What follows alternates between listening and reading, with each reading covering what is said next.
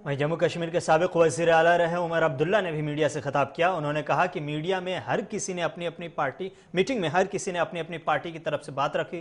गुलाम नबी आज़ाद और मुजफ्फर बेग के अलावा मीटिंग में किसी ने भी आर्टिकल 370 को सब जुडिस नहीं कहा। हमारी लड़ाई दोनों तरफ से जारी रहेगी। सियासी और कानूनी लड़ाई के लिए हम तैयार हैं और जम्मू कश्मीर को पहले रियासत का दर्जा मिलना चाहिए, फिर उसके बाद असेंबली इंतखाबात कराने का फैसला होना चाहिए। गुप्कार अलायंस के मेंबर्स हैं, उन्होंने मीटिंग में शिरकत की, लेकिन मीटिंग में शिरकत करके हमने कोई ऐसी बात नहीं की जो गुप्कार अलायंस के एजेंडा के बाहर रही हो। आखिरकार गुप्कार अलायंस ने क्या कहा कि 5 अगस्त 2019 को हम कबूल नहीं करते और इसके लिए जो हमें कॉन्स्टिट्यूशनली, पीसफुली, लीगली, पॉलिटिकली जो हमें करना होगा, इसको अंडू करने के लिए वो हम करेंगे। अब ये बात वहाँ करके या मीटिंग से बाहर आके प्रेस के सामने कह के, तो गुप्कार अलायंस का जो एजेंडा है वो अंडू कहाँ पे होगा? ना वहाँ जाके किसी ने भी वजीर आजम से ये कहा कि ना अब 5 अगस्त, मतलब हम में से जो गुप्कार अलायंस के मेंबर्स हैं, वहाँ पे किसी ने तो ये नहीं कहा ना आपके पास 5 अगस्त को हम कबूल करते हैं, आगे बढ़िए। हमने कहा ना कि हम वहाँ लोग नाराज हैं, इस फैसले से खुश नहीं हैं, वो चाहते हैं कि तब्दीली हो, लेकिन अब हमें लोगों को धोखा भी नहीं देना है। हम अगर लोगों को ये कहें जनाब कि हम 5 अगस्त के फैसले का रिवर्सल जो है मोदी साहब से ही हासिल करेंगे, वो लोगों को धोखा होगा ना। जिन्होंने हमसे लिया, हम क्या लोगों को यही धोखा दें कि उन्हीं से हम वापस हासिल करेंगे? और साफ अल्फाजों में वजीर आजम साहब के सामने न सिर्फ महबूबा मुफ्ती साहिबा ने, फारूक साहब ने भी ये कहा ना, बीजेपी को 70 साल लगे अपना 370 को हटाने का एजेंडा कामयाब कराने में। हमें अगर 70 हफ्ते, 70 महीने या जितना टाइम लगेगा, हम अपने मिशन से पीछे नहीं हटेंगे। तो साफ अल्फाजों में जो हमें कहना था कह दिया और वजीर आजम साहब ने सुना। और क्या चाहते हैं आप? Umar Saab, do we see that the 70% of what Home Minister said in his press conference was about delimitation commission, and he insisted that this process should start. So after the meeting, participated in a meeting in Delhi, you will participate in the process of the delimitation. As far as the delimitation commission is concerned, the party has made it very clear. They have authorized Dr. Saab to take a view as and when necessary. There has been no fresh approach to the National Conference from the delimitation commission.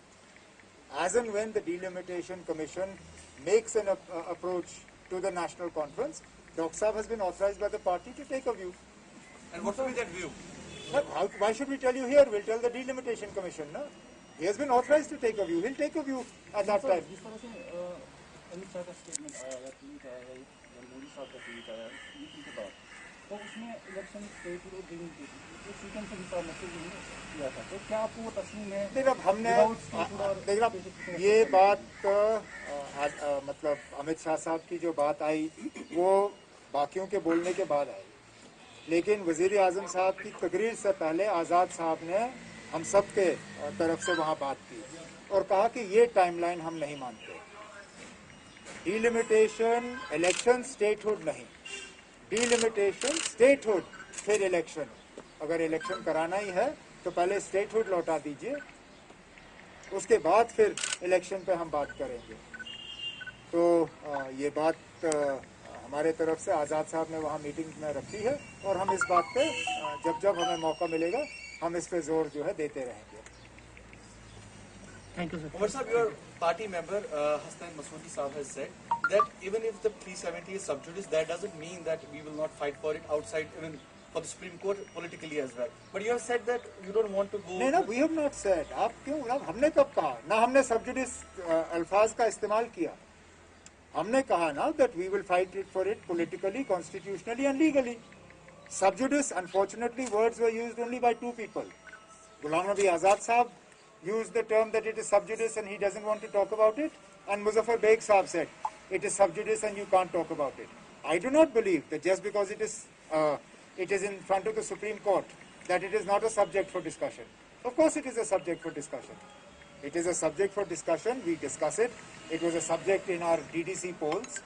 We will continue to agitate the matter and I keep making this point. Legally, constitutionally and peacefully. That is our right and we will exercise that right. And challenge the entire thing now, but that doesn't mean we stop. मुझे बताइए ना, यहाँ के लोगों से आप बात करिए. अगर जम्मू कश्मीर की आवाम हमें ये कहती है कि ना जब तक सुप्रीम कोर्ट का फैसला नहीं आता है तब तक हमें कोई फर्क नहीं पड़ता अगर अस्पताल का कामकाज रुक जाए, अगर कोई डीसी किसी आम कश्मीरी को गिरफ्तार करे, सिर्फ ये उसकी खता थी कि उसने कहा कि मैं लोकल अफसर से बात कर सकता हूँ, बाहर वाले मुझे समझते नहीं हैं, और उसके लिए जेल भरा गया उसको. जो सख्ती हो रही है, जो बार बार यहाँ लोगों को तंग किया जा रहा है, बंद किया जा रहा है, ये सब हो रहा है. यहाँ जो एक ब्यूरोक्रेटिक अनचेक्ड एडमिनिस्ट्रेशन है, अगर जम्मू कश्मीर के लोग ये पसंद करते हैं और कहते हैं ना हमें ये बिल्कुल ठीक है, ये ऐसा ही रहने दीजिए जब तक सुप्रीम कोर्ट का फैसला नहीं आता, हम हाथ ऊपर कर लेंगे ना. लेकिन अगर यहाँ के लोग राहत की सांस चाहते हैं, अगर यहाँ के लोग चाहते हैं कि फील्ड में अफसर वो हो जो उनकी बात कर सके, जो उनकी बात सुन सके, समझ सके, जो उनके बच्चों की तालीम की उनकी फिक्र हो, उनके सेहत की फिक्र हो, तो फिर मुझे लगता है कि गाड़ी दोनों पटरी पे चल सकती है. वो लड़ाई हम छोड़ेंगे नहीं, लेकिन जहाँ जहाँ हम लोगों को थोड़ी बहुत मुसीबत से निकाल सकते हैं, निकालना चाहिए.